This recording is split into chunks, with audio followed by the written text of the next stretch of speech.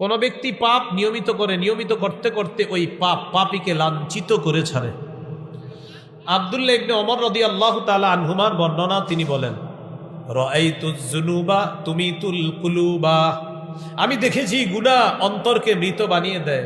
রাআইতুজ যুনুবা তুমিতুল Kuluba, আমি দেখেছি গুনাহ অন্তরকে মৃত বানিয়ে দেয়। ওয়া ক্বাদ ইউরিসুদ্দিল্লা ইদমানুহা, অবিরত গুনাহ যারা করে, অবিরত গুনাহ করতে করতে এই গুনাহ তাকে লাঞ্ছিত করে ছাড়ে। পরে সুন্দর একটা কথা আছে, ওয়া তারকুয যুনুব হায়াতুল কুলুব, গুনাহ ছেড়ে দেওয়া মানে প্রাণ সজীব হওয়া। সুবহানাল্লাহ। এক কথা আমি, আরেক কথা আপনারা বলেন। গুনাহ ছেড়ে দেওয়া, মাশাআল্লাহ, গুনাহ ছেড়ে দেওয়া আমি বলবো, আপনারা বলবেন প্রাণ সজীব হওয়া। বলেন গুনাহ ছেড়ে দেওয়া। তাহলে গুনাহ ছেড়ে দিলে অন্তর আবার সজীব হবে, আবার তাজা হবে, আবার জিন্দা হবে। ওয়া খায়রুন লিনাফসিকা ইসয়ানুহা, গুনাহ যদি তুমি ছেড়ে দাও এটাই তোমার জন্য উত্তম, এটাই তোমার জন্য কল্যাণ। তাহলে গুনাহ করার একটা ক্ষতি জানলাম, আল্লাহর অভিশাপ টেনে আনে, এখানে অনেকগুলা দৃষ্টান্ত শুনছি। 2 নাম্বার জানলাম, অবিরত গুনাহ, ধারাবাহিক গুনাহ পাপীকে লাঞ্ছিত করে ছাড়ে। আল্লাহ আমাদেরকে পাপ থেকে হেফাজত করেন, আল্লাহ মাফ করে দেন। 3 নাম্বার, গুনাহের কারণে মানুষ এলমে দিন থেকে বঞ্চিত হয়, কোরআন হাদিসের জ্ঞান থেকে সে বঞ্চিত হয়। অভিভাবক যারা আছেন মন দিয়ে শোনেন, সন্তান যারা, মাশাআল্লাহ মাদ্রাসার মাহফিল, সন্তানদেরকে মাদ্রাসায় পড়ান। এই সন্তান যে মাদ্রাসায় পড়াচ্ছেন, গুনাহের কারণে কোরআন হাদিসের বিদ্যা অন্তর থেকে চলে যায়। গুনাহের কারণে যে যত বেশি পাপ করবে তার সিনা থেকে কোরআন হাদিসের বিদ্যা আল্লাহ ছিনিয়ে নিবে, আল্লাহ উঠিয়ে নিবে। গুনাহ করার কারণে, গুনাহ করবেন না। আপনার সন্তান যে মাদ্রাসায় পড়াচ্ছেন, এই সন্তান মাদ্রাসায় 2 মাস পরে মাশাআল্লাহ কোরআনটা সুন্দর মুখস্থ করে, বাসায় যাওয়ার পর ও টেলিভিশন নামক গুনাহে লিপ্ত হয়, আপনারা কিছু মোবাইল নামক গুনাহে ওরে লিপ্ত করেন। এখন এই সন্তানরা এই গুনাহের অন্ধকারে তার ভিতরে কোরআন হাদিসের যে নূর ছিল, এই নূরটা আস্তে আস্তে বের হয়ে যায়। আপনি বাবা মা কেন এমন একটা পরিবেশ আপনি তাকে দিলেন? এই জন্য অভিভাবক ঘরের টেলিভিশনটা সরান। ছেলে মেয়েকে মাদ্রাসায় পড়াইতেছেন, এই মাদ্রাসায় কোরআন হাদিসের বিদ্যামানি, এটা নূর, এটা আলো, আর এই আলো সিনার মধ্যে থাকবে যদি নাফরমানি না হয়। এই জন্য টিভি নামক নাফরমানিটা, ইলেকট্রনিক মিডিয়ার নাফরমানিগুলা ঘর থেকে সরান। প্রিয় অভিভাবক, আল্লাহর রাস্তায় ইলেকট্রনিক মিডিয়ার গুনাহগুলা ঘর থেকে সরায়া সন্তানটাকে আদর্শ সভ্য মানুষ বানানোর চেষ্টা করুন। কয়েকটা দৃষ্টান্ত নেন। আব্দুল্লাহ ইবনে মাসউদ রাদিয়াল্লাহু তাআলা আনহু বলেন, ইন্নী লা আহসিবু আন্নার রাজুলা ইয়ানসাল ইলমা ক্বাদ আলিমাহু বিদ্দামবি ইয়ামালুহু। নবীজির সাহাবী আব্দুল্লাহ ইবনে মাসউদ রাদিয়াল্লাহু তাআলা আনহু বলেন, আমি মনে করি কোন মানুষ তার জানা বিদ্যা ভুলে যায় শুধু পাপের কারণে। আমি মনে করি কোন মানুষ তার জানা বিদ্যাটা ভুলে যায় পাপের কারণে। কি শিখলাম? পাপের কারণে যে বিদ্যাটা আপনার জানা ছিল, এই জানা বিদ্যা আপনি ভুলে যাবেন। আল্লাহ হেফাজত করেন। 2 নাম্বার দৃষ্টান্ত, হানাফি মাযহাবের ইমাম আবু হানিফা রাহমাতুল্লাহি আলাইহি ব্যবহার শুনেন। ওয়াকাদাল ইমাম আবু হানিফা রাহিমাহুল্লাহ ইদা আশকালাত আলাইহি মাসআলা, ইমাম আবু হানিফা রাহমাতুল্লাহি আলাইহি যখন কোনো মাসালা খটকা লাগতো, এই মাসালাটা কি হইতে পারে, কিরে বুঝে আসতেছে না কেন, ক্বালা লি আসহাবিহি, তখন তিনি তার ছাত্রদেরকে বলতেন, আহাদা ইল্লা লিদামবিন ক্বাদ আহদাসতুহু, শোনো, আমার মনে হয় কোনো গুনাহ হয়ে গেছে, এই কারণে এই মাসালাটা আমার সমাধান আসতেছে না, খটকা লাগতেছে। ইমাম আবু হানিফার মতো ইমাম বলতেছে, আমার কোনো অপরাধ হয়ে গেল নাকি, গুনাহ হয়ে গেল নাকি, এই মাসালা সমাধান পাচ্ছি না কেন? তখন তিনি কি করতেন? কানা ইস্তাগফিরু, বেশি বেশি আস্তাগফিরুল্লাহ পড়তেন। ওয়া রুবামা কামা সাল্লা, কখনো কখনো নামাজে তিনি দাঁড়িয়ে যেতেন। হাত্তা তানকাশিফা লাহুল মাসআলা, এক পর্যায়ে আল্লাহ তাকে মাসালার সমাধান দিয়ে দিতেন। তিনি বলতেন, আমার মনে হয় কোনো গুনাহ হয়ে গেছে, মাসালা আমার সমাধান হচ্ছে না কেন? তখন তিনি ইস্তেগফার পড়তেন অথবা নামাজে দাঁড়াইতেন। ফাতানকাশিফা লাহুল মাসআলা, আল্লাহর মেহেরবানিতে তার মাসালা সমাধান হয়ে যেত। এখন গুরুত্বপূর্ণ অংশটা শুনেন। মাসালা সমাধান হওয়ার পর ইমাম আবু হানিফা রাহমাতুল্লাহ আলাইহি বলতেন, রাজাউতু আন্নী তিবা আলাইয়া, আমি যেহেতু মাসালার সমাধান পেয়ে গেছি, আমি আশাবাদী যে আমার কোনো পাপ যদি হয়েও থাকে আল্লাহ ক্ষমা করে দিয়েছেন, ক্ষমা করেছেন বলে এই মাসালার সমাধান আমি পেয়েছি, আমার তওবা কবুল হয়েছে, আমি নিশ্চিত। না হয় আল্লাহ এই মাসালার সমাধান আমাকে দিতেন না। আল্লাহ মাসালার সমাধান দিয়েছেন, তো আমি আশাবাদী, আমি যে ইস্তেগফার পড়েছি আমার ইস্তেগফার আমার রব গ্রহণ করছে। আপনি চিন্তা করছেন, একটু ভাবেন, আমাদের কোনো অপরাধের কারণে বিদ্যা আসতেছে না। ইমাম আবু হানিফা বলতেছেন যে আমার মনে হয় কোনো পাপ হয়ে গেল নাকি, তিনি আস্তাগফিরুল্লাহ পড়তেন। মাসালার সমাধান পাইলে তিনি ইয়াকিন করতেন নিশ্চিত আমার তওবা আল্লাহ কবুল করেছেন বলে এই মাসালার সমাধান আল্লাহ আমাকে দিয়েছেন। তা আমাদের কি অবস্থা হবে বলে? তাহলে পাপের কারণে মানুষ বিদ্যা ভুলে যায়, কোরআন সুন্নাহর বিদ্যা ভুলে যায়। আল্লাহ পাপ থেকে আমাদেরকে হেফাজত করেন। ইমাম শাফি রহমতুল্লাহ আলাইহির উস্তাদের নাম ওয়াকি ইবনুল জাররাহ। ওয়াকি ইবনুল জাররাহ, এই ওয়াকি রহমতুল্লাহ আলাইহির ব্যাপারে একজন বলেন তার নাম আলী ইবনুল খাশরম। আচ্ছা, আপনারা এত বড় নামটা মুখস্থ নাও থাকতে পারে, শুধু একটু মনে রাখেন আলী, পুরা নামটা হলো আলী ইবনুল খাশরম আর কি, তা আলী। এই আলী রহমতুল্লাহ আলাইহি বলেন, রাআইতু ওয়াকি ইবনুল জাররাহ মা রাআইতু বিয়াদিহি কিতাবা কাত্তু ইন্নামা হুয়া ইয়াহফাজু।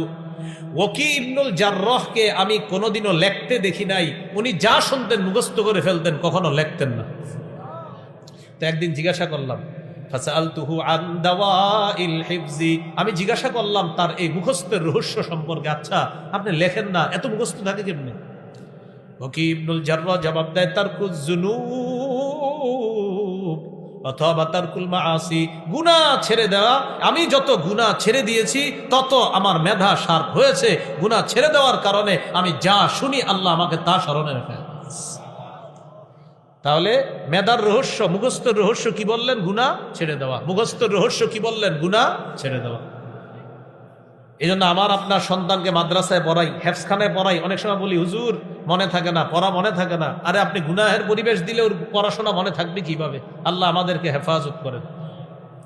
আরেকটা দৃষ্টান্ত নেন, ইমাম শাফি রহমতুল্লাহ আলাইহির উস্তাদের নাম মালিক ইবনু আনাস রহমতুল্লাহ আলাই। তিনি বলেন, মালিক ইবনে আনাস রহমতুল্লাহ আলাই তিনি বলেন, আমি ইমাম শাফি রহমতুল্লাহ আলাইকে মালিক ইবনে আনাস রহমতুল্লাহ আলাই বলেছেন, ইন্নাল্লাহা ক্বাদ আলকা আলা কলবিকা নূরা ফালা তুতফিহু বিজুলমাতিল মাসিয়াহ।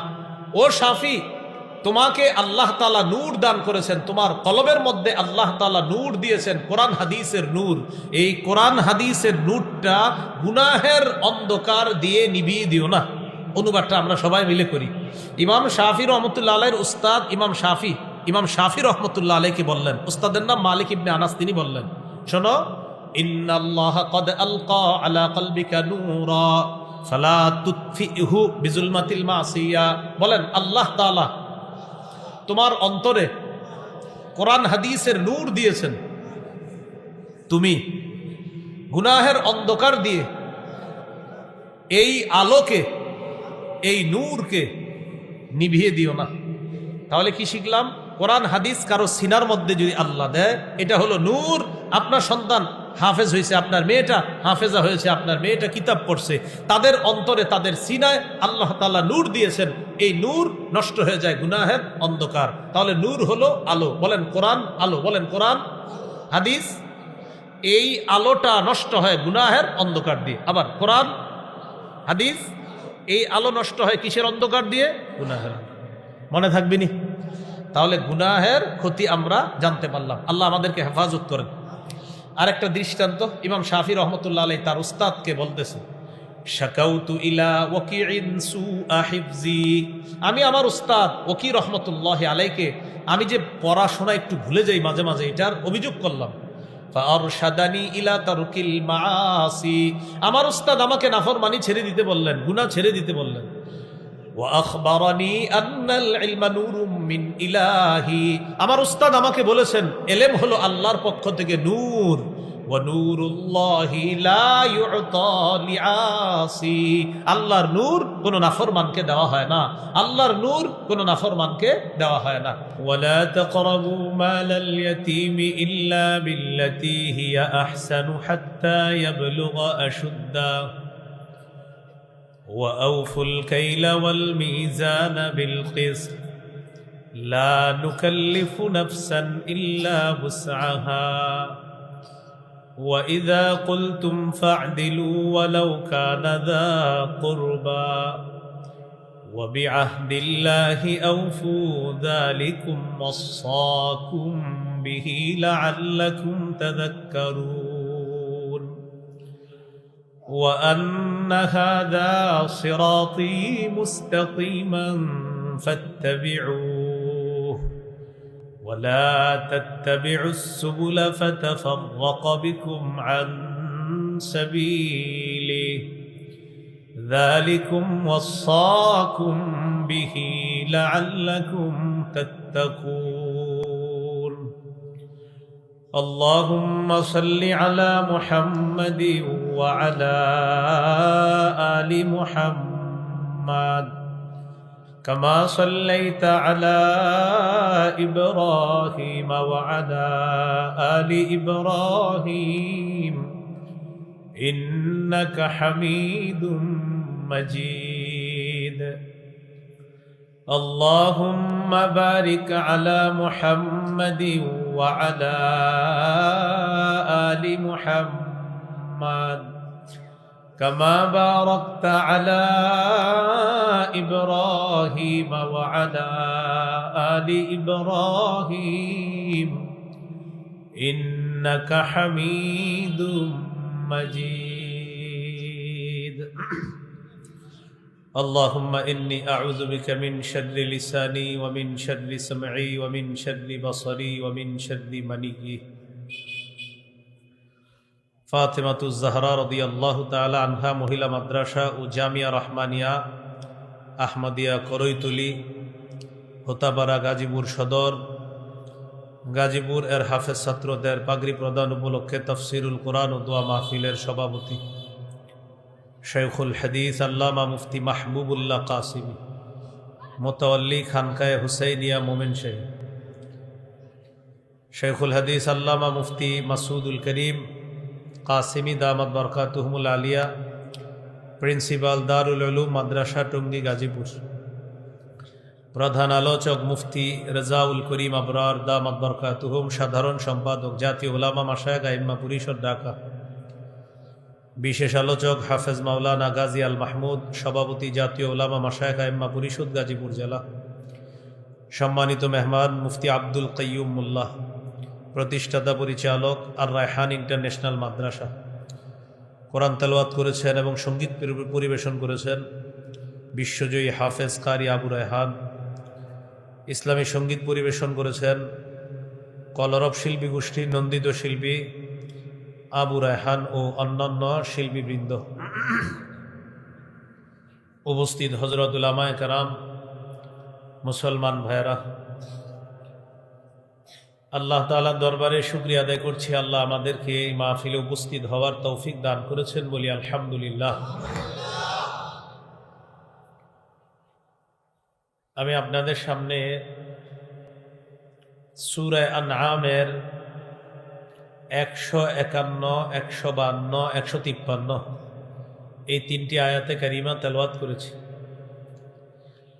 এই তিনটি আয়াতের মধ্যে আল্লাহ তাআলা 10টি কথা বলেছেন। কয়টি? 10টি। সংক্ষেপে আমরা প্রথমে জেনে নিই যে 10টি কথা আল্লাহ বলেছেন। 1 নম্বর, আল্লাহ শিরিক করতে নিষেধ করেছেন। 2 নম্বর, পিতা মাতার নাফরমানি করতে আল্লাহ নিষেধ করেছেন, তাদের আনুগত্য করার হুকুম করেছেন। 3 নম্বর, দারিদ্রতার ভয়ে সন্তান হত্যা করতে আল্লাহ নিষেধ করেছেন। 4 নম্বর, প্রকাশ্য অশ্লীলতা, গোপন অশ্লীলতা, প্রকাশ্য পাপ, গোপন পাপের কাছে যাইতে আল্লাহ নিষেধ করেছেন। 5 নম্বর, অন্যায়ভাবে কাউকে হত্যা করতে আল্লাহ নিষেধ করেছেন। এই হলো সূরা আনআমের 151 নম্বর আয়াতে এই 5টি কথা আছে। 152 নম্বর আয়াতে আছে আরো 4টি। তো সেই 4টির আগের 5টি তাহলে সিরিয়ালে 6, 7, 8, 9 জেনে নিই। 6 নম্বর, তোমরা ইতিমের সম্পদের কাছেও যেও না। 7 নম্বর, পরিমাপ ওজন যখন করবা ন্যায্যভাবে করবা, সঠিকভাবে করবা। 8 নাম্বার, কথা বললে ইনসাফ রক্ষা করবা, সঠিক কথা বলবা, নিকট আত্মীয় যদি হয় হক কথা বলা ছাড়ব না। 9 নম্বর, আল্লাহর অঙ্গীকার পুরা করো। এটা হলো 152 নম্বর আয়াত। সূরা আনআমের 153 নম্বর আয়াতে আছে, আল্লাহ বলেন, নবী আপনি বলেন, এটা আমার রাস্তা, এই রাস্তার অনুসরণ করো, অন্যান্য রাস্তার অনুসরণ করবা না, তাহলে পথভ্রষ্ট হবা।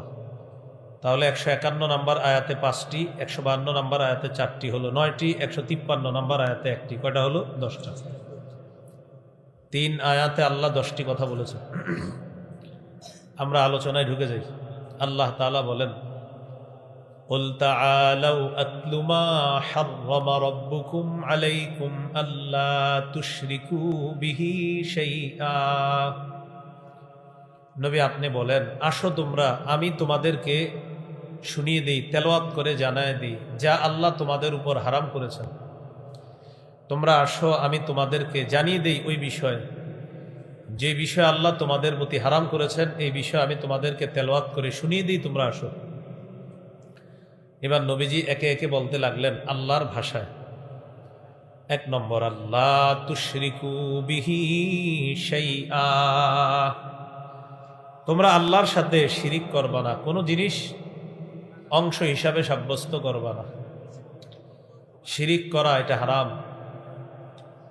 সূরা লুকমানের 13 নম্বর আয়াতে আল্লাহ বলেন, وَإِذْ قَالَ لُقْمَانُ لِابْنِهِ وَهُوَ يَعِظُهُ يَا بُنَيَّ لَا تُشْرِكْ بِاللَّهِ إِنَّ الشِّرْكَ لَظُلْمٌ عَظِيمٌ। স্মরণ করো ওই সময়কে যখন লোকমান তার সন্তানকে বললেন, হে প্রিয় সন্তান, তুমি আল্লাহর সাথে শিরিক করো না, শিরিক মহা জুলুম। একজন বাবা তার সন্তানকে শ্রেষ্ঠ উপদেশ দিবে যে, শোনো সন্তান, তুমি আল্লাহর সাথে শিরিক করবা না। তাহলে এই হলো 1 নাম্বার কথা, 10 কথার প্রথম কথা। নবী আপনি বলেন, তোমরা আসো, আমি তোমাদেরকে জানায়া দেই সেটা কি, তোমরা আল্লাহর সাথে শিরিক করবা না।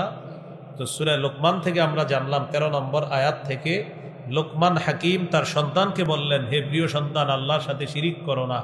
এখান থেকে শিখলাম একজন বাবা তার সন্তানকে শ্রেষ্ঠ একটা শিক্ষা দিবে, সন্তান যেন শিরিক না করে।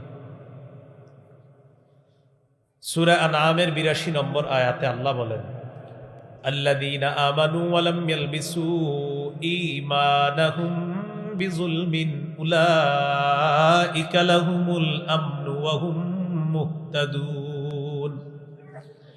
যারা ঈমান এনেছে এবং ঈমানকে শিরিকের সাথে সংমিশ্রণ করেনি, উলাইকা লাহুমুল আমনু, আমি আল্লাহ তাদের জন্য নিরাপত্তা ঘোষণা করলাম,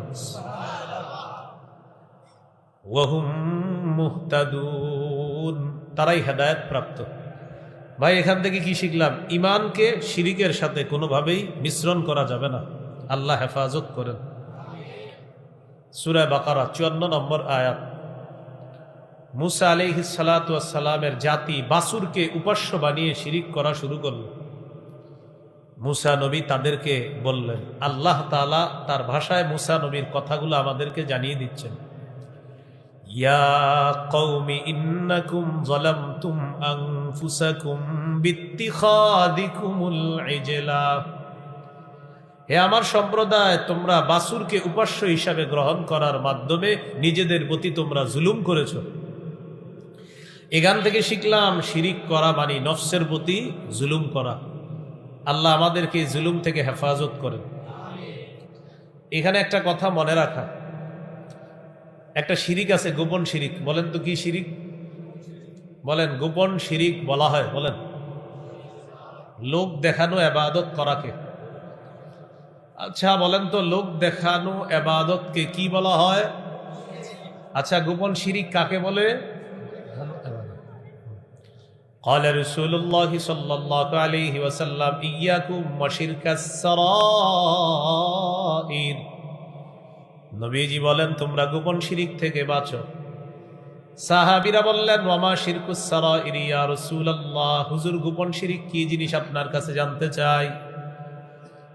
নবীজি বললেন, ইয়াকুমুর রাজুলু ফায়ুসাল্লি ফায়ুযায়্যিনু সালাতাহু জাদিদান লিমা ইয়ারা বিন নাযরিন নাসি ইলাইহি। গোপন শিরিক হলো কোনো ব্যক্তি নামাজে দাঁড়ায় আর তার নামাজটা সে যথাসাধ্য চেষ্টা করে সুন্দর করার জন্য, এই নিয়তে যেন মানুষ তার নামাজ দেখে বলে মাশাআল্লাহ কত সুন্দর নামাজ।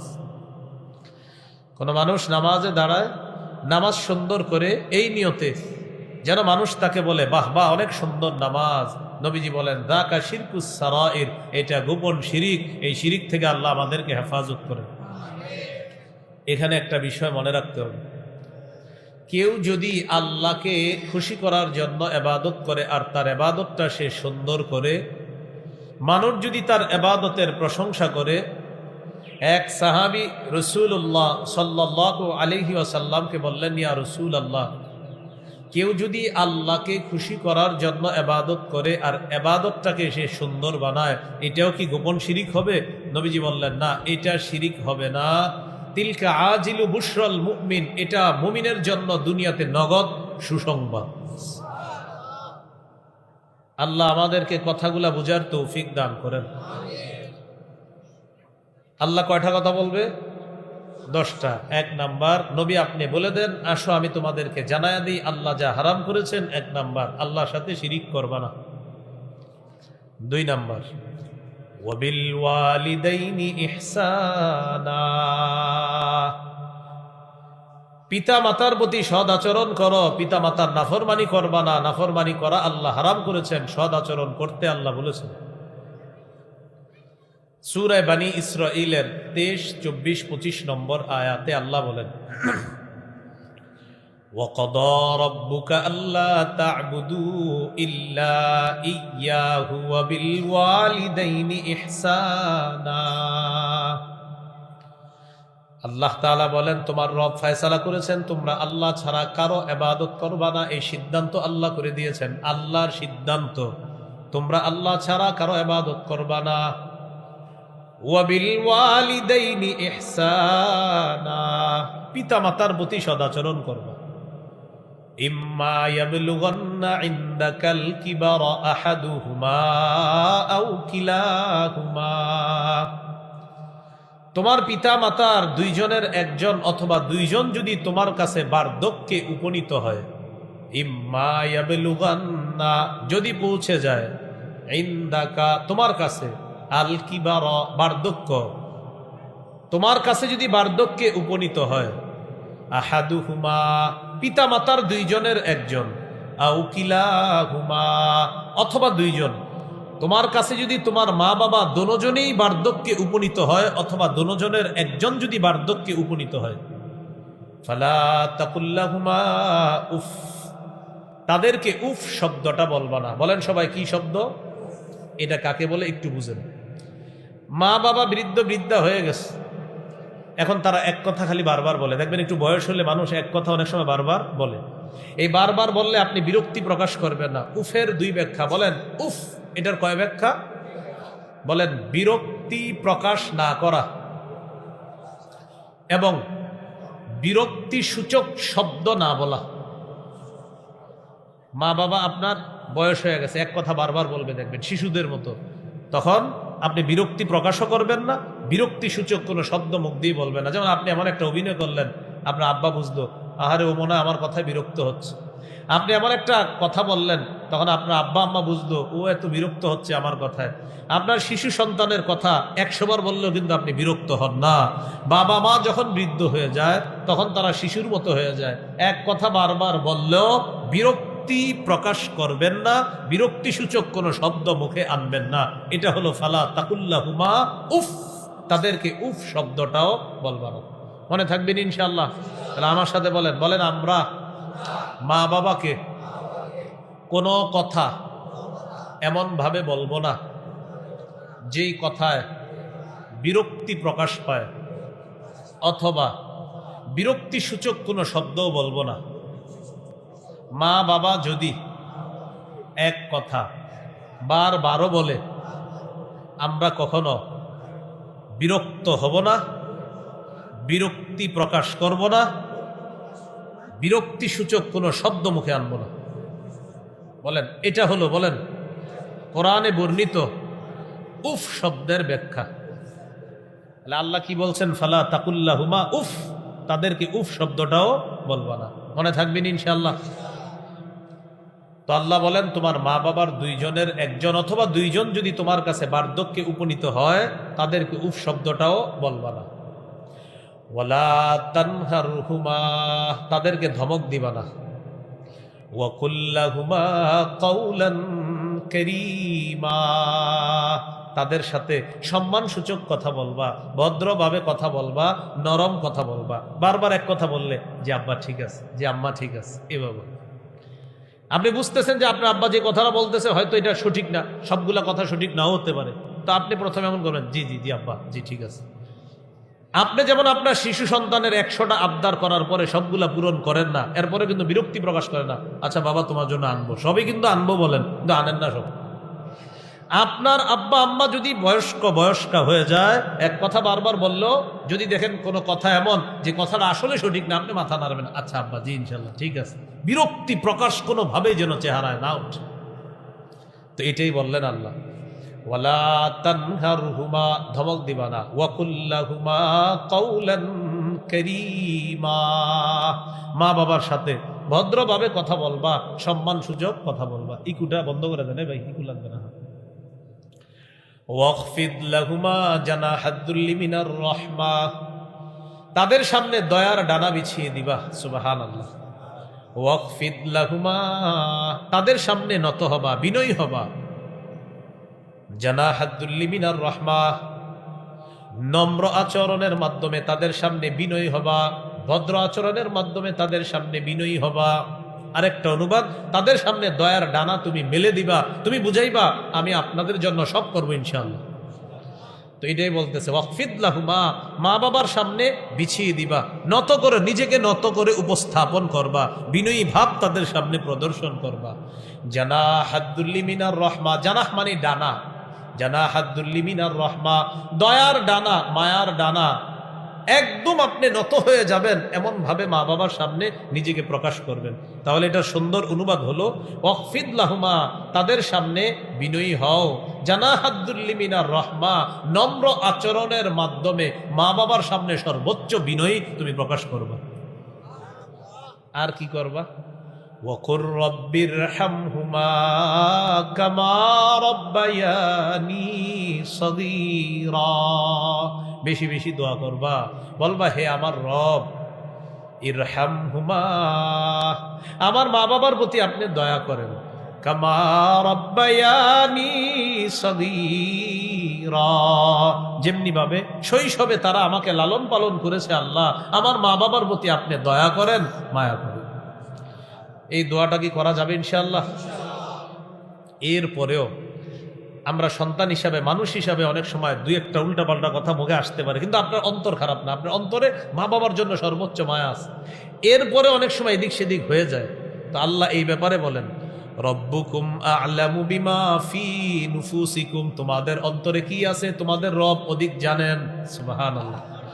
তোমার অন্তরে যদি মা বাবার প্রতি দয়া ভালোবাসা থাকে, এটা তো রব জানেন। রব্বুকুম আ'লামু বিমা ফি নুফুসিকুম, এটা সূরা বানী ইসরাঈলের 25 নম্বর আয়াত। তোমাদের রব আ'লামু, অধিক অবগত, বিমা, ওই জিনিস সম্পর্কে, ফি নুফুসিকুম, যা তোমাদের অন্তরে আছে।